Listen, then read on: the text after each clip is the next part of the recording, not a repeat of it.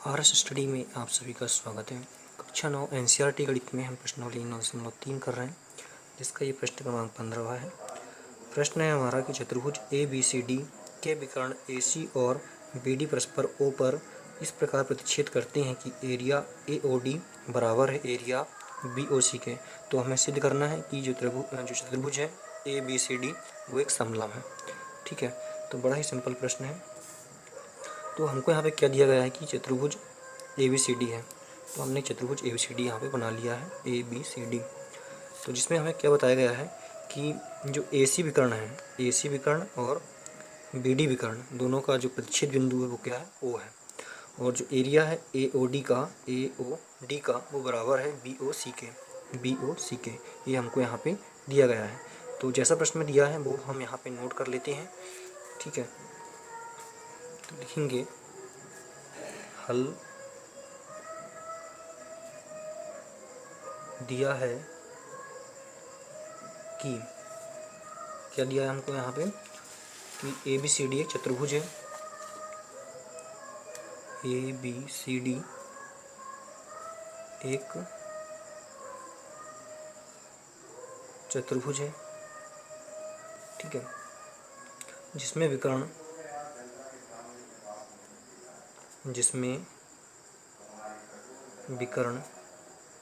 ए सी तथा B D बिंदु ओ पर प्रतिच्छेद करते हैं। ओ पर प्रतिच्छेद करते हैं, ये हमने यहाँ पे नोट कर लिया है। यहाँ पे ओ पे प्रतिच्छेद कर रहे हैं। और सेकंड चीज़ हमको क्या दी है कि जो एरिया है ए ओ डी का वो बराबर है एरिया बी ओ सी के। ठीक है, तो देखिए यहाँ पे एरिया जो है ए ओ डी का इतना एरिया इस एरिया के बराबर में, तो हम दोनों साइड क्या करते हैं ए ओ बी को प्लस कर लेते हैं। तो यहाँ पे लिखेंगे कि दोनों ओर area of triangle A O B जोड़ने पर, दोनों साइड ए ओ बी को जोड़ने पर, तो area A O D plus कर लेंगे इसको एरिया ए ओ बी बराबर area B O C plus area A O B. इस तरह से दोनों साइड हमने ए ओ बी को प्लस कर लिया है।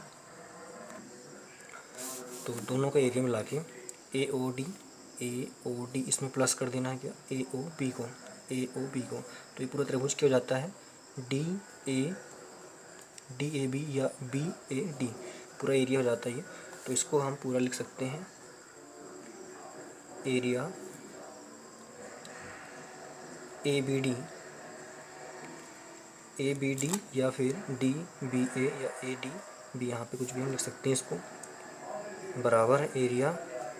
उसी प्रकार यहाँ भी बी ओ सी या फिर सी ओ बी, ये वाली आकृति में प्लस कर देना हमको, ये वाली आकृति। टोटल आकृति क्या हो जाएगी हमारे पास में ए बी सी, तो एरिया ए बी सी। इस तरह से हमारे पास में ये दोनों एरिया को बराबर कर लिया हमने। अब हम यहाँ पे देखें तो ये वाली आकृति और ये वाली आकृति दोनों का आधार क्या है, एक ही है, और दोनों एक ही समांतर रेखा पर स्थित है। ठीक है, तो यहाँ पे हम लिखेंगे त्रिभुज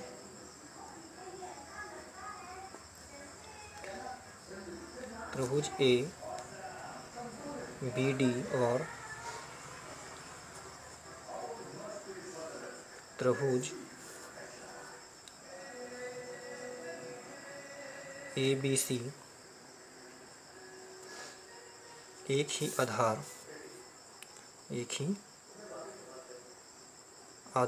ये वाला एक ही आधार ए बी तथा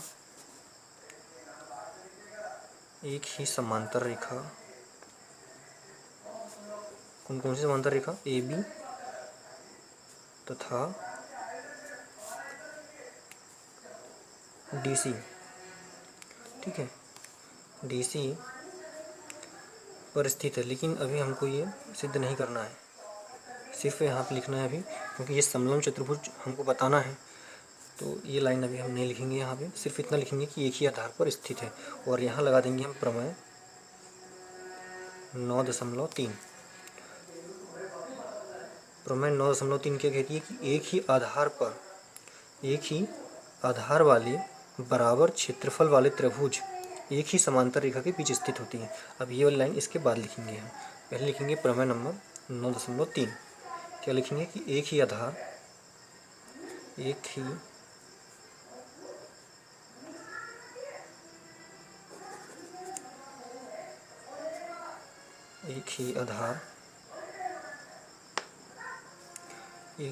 वाले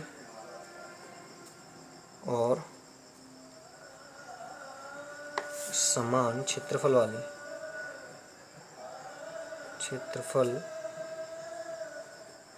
त्रिभुज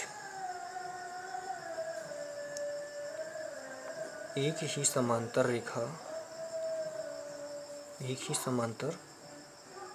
रेखा या रेखाओं के बीच स्थित होते हैं,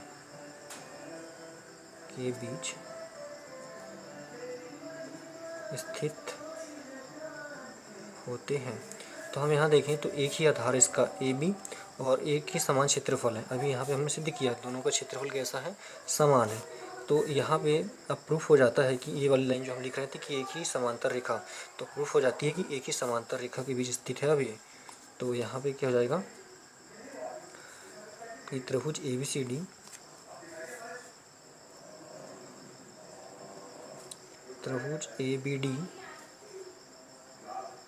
और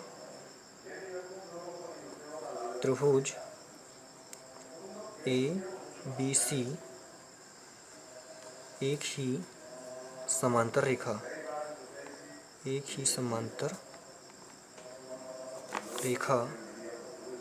AB तथा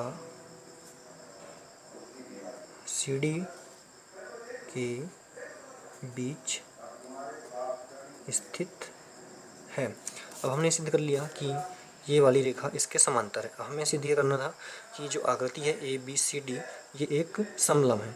अब समलम की परिभाषा क्या पढ़ा था हमने शुरुआत में कि भुजाओं का एक युग्म या दो भुजा जब आपस में समांतर हो तो वह आकृति समलम होती है। ठीक है, तो AB समांतर है CD के, तो हम कह सकते हैं यहाँ पे कि अतः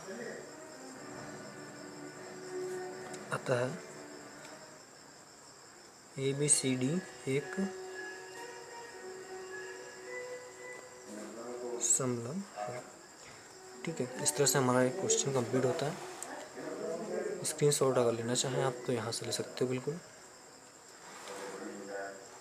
धन्यवाद।